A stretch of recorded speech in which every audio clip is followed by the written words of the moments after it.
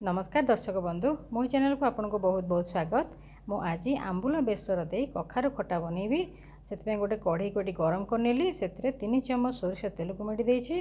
Half चम्मच एटे देछि सोरिष, 2टा सुखिला लंका। सोरिषटा टिके चिटी गले सुखिला लंकाटा टिके हे गला परे सेथरे आमे काटिक रखिथिबा कखार को देदेबा। तापर कखारटा को एपट सपट कर संतुळै देबा। लूण को देदेबा एवं हळदी को देदेबा। तापर ताको भल रूपे एपट सपट कर चलैदेबा। कखारुटा को यपर संतुली नवा द्वारा ताको आमको स्वतंत्र कर सिझेबा पड़ोनी। यही संतुलिबा भितर से सिझीज कारण कखाटा पूरा सफ्ट थाए। देखंतु वर्तमान आमर कखाटा संतुली आसिलानी। सेथिरे आमे किछि कटा टमाटो को देदेबा। टमाटो जदि आपणक पाखे अच्छी ताले दे परिबे, जदि टमाटो नाही ताले किछि असुविधा नहीं, टेस्ट किछि फरक आसीबनी। तापरे ताकू किछि समय तक घोड़े दबा।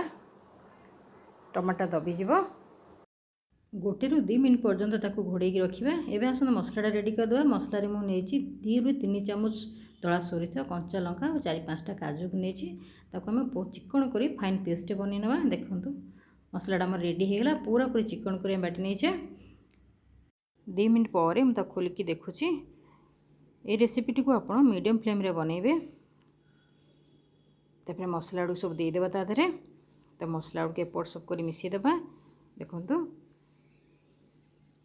बेसिया को कषिया दरकार नहीं कारण ये काजू पड़ी एवं सोरिष को बेसी कषा जाएनी, तेणु पानी को देदेबा। एथरे मु प्राय 1 ग्लास पाखापाखि पानी देछि। ग्रेवीटा को आपण पतला कि मोटा रखा चाहूले से अनुसार आप पानी को देवे। तापर ताको भलरे मिसेदेबा। मीडियम फ्लेम रे 2 ରୁ 3 मिनट ताको फुटिया छाड़देबा। को आपण भात सहित खाइले खूब भल लगी थाए। आपण देखिले केते सहजरे एवं खूब कम समय आम रेसिपीटी को प्रस्तुत कले। ये रेसिपीटी आपको किपर लगिला मते कमेंट रे लिखिबे। जदि भल लगी थाए वीडियोटी को लाइक एंड शेयर करने को भूलिबेनी। जदि मो चैनल नुआ अछंती प्लीज मो चैनल को सब्सक्राइब करिनेबे। एबे सेथरे 2टा आंबुल को देदेबा। जदि आपणकर तरकारीटा टिके अधिका खटा दरकार ताहले ताको गरम पानी दे आगु टिके बतुरे रखिदेबे, जहाँद्वारा कि तरकारीटा हमर अधिका खटा होइजिवो। किंतु मते टिके तरकारीटा टिके कम खटा बोली मु ताको संगे संगे पकई नउछि। जदि खटा मिठा दरकार ताहले अल्प टिके चीनी किंबा गुड़ मध्य पकई पारिबे। वर्तमान ताको 2-3 मिनिट फुटिया को छाड़देबा। वर्तमान तरकारी हमर पूरा पूरी रेडी।